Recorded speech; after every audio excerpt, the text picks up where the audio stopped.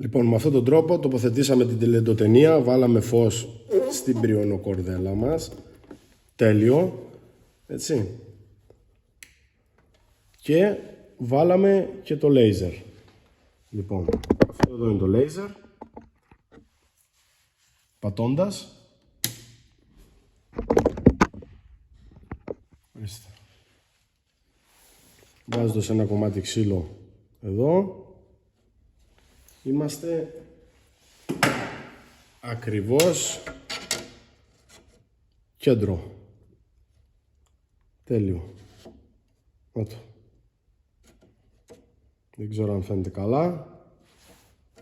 Έτσι. Μια χαρά. Ωραία δουλίτσα. Λοιπόν, το λέιζερ μας, έτσι ώστε να μπορέσουμε να κάνουμε μια ίσια κοψιά.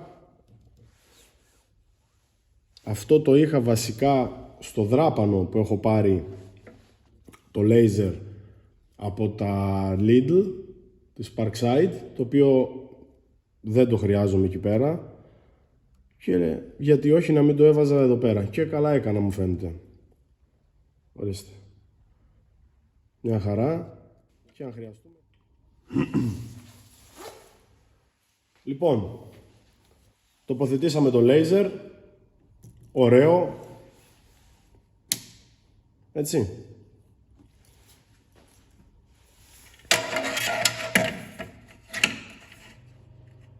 Ακριβώς.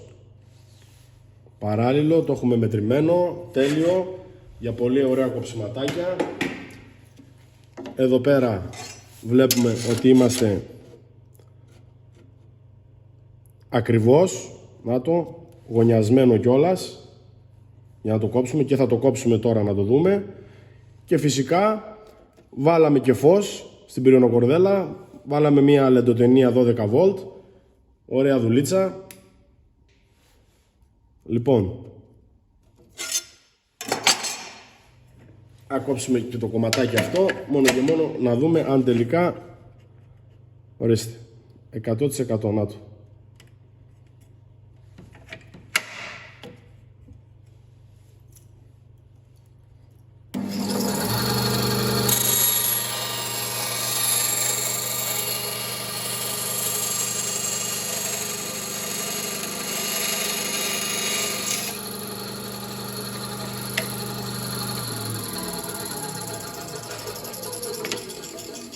Τέλειο.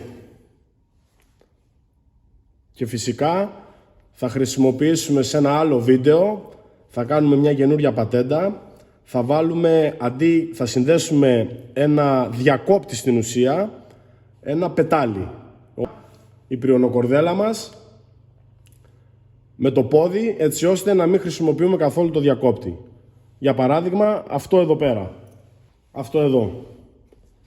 Είναι ένα πετάλι switch, διακόπτη στην ουσία, το οποίο θα το συνδέσουμε στη φύσα εδώ μέσα.